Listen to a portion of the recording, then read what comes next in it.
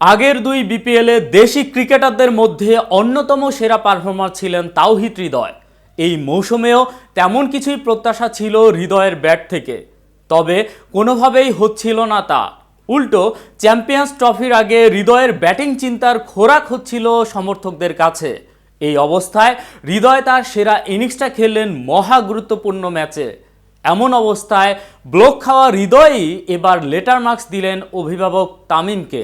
বিস্তারিত থাকছে প্রতিবেদনের বাকি অংশে। বিপিএলে চিটাগাং কিংসের বিপক্ষে 56 বলে অপরাজিত 82 রানের ইনিংস খেলে ফরচুন বরিশালকে ফাইনালে তুলেছেন হৃদয়। অথচ এই ম্যাচের আগে 12 ম্যাচে তার রান ছিল মাত্র 198, ছিল না কোনো 50। সেই তিনিই এদিন বরিশালের জয়ের নায়ক। এমন দুর্দান্ত একটা ইনিংস খেলে দলকে জিতিয়ে হৃদয় জানিয়েছেন ব্যাটিংয়ে ঠিক কোথায় সমস্যা হচ্ছিল তার, আর কিভাবেই বা তিনি রানে ফিরেছেন। বিপিএলে চিটাগাং কিংসের বিপক্ষে 56 বলে অপরাজিত 82 রানের ইনিংস খেলে ফরচুন বরিশালকে ফাইনালে তুলেছেন হৃদয়। অথচ এই ম্যাচের আগে 12 ম্যাচে তার রান ছিল মাত্র 198, ছিল না কোনো 50।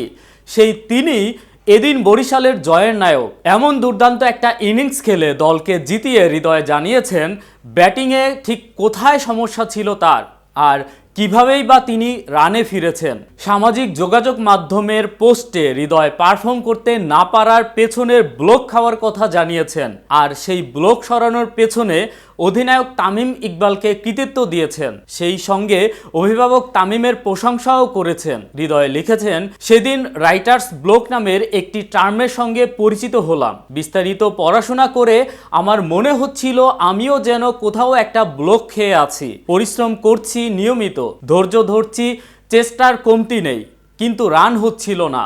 বিশেষ করে গত দুই বিপিএলের পর আমার কাছে সবার প্রত্যাশা ছিল আকাশচুম্বী। সবশেষ দুই আসরে হৃদয়ের রান যথাক্রমে কুমিল্লা ভিক্টোরিয়ান্সের হয়ে 14 ম্যাচে 462 ও সিলেট স্ট্রাইকার্সের হয়ে 12 ম্যাচে 403। দুবারই তার দল ওঠে ফাইনালে।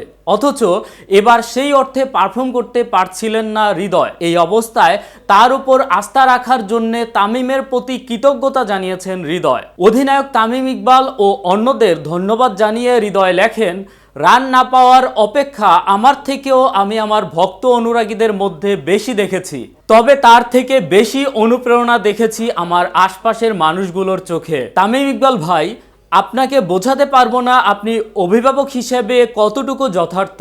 এত প্রত্যাশা থাকার পরেও পুরো টিমের সবাই প্রতিনিয়ত আমাকে বুঝিয়েছেন সবাই স্বাভাবিক, হৃদয় রানে ফিরবেই।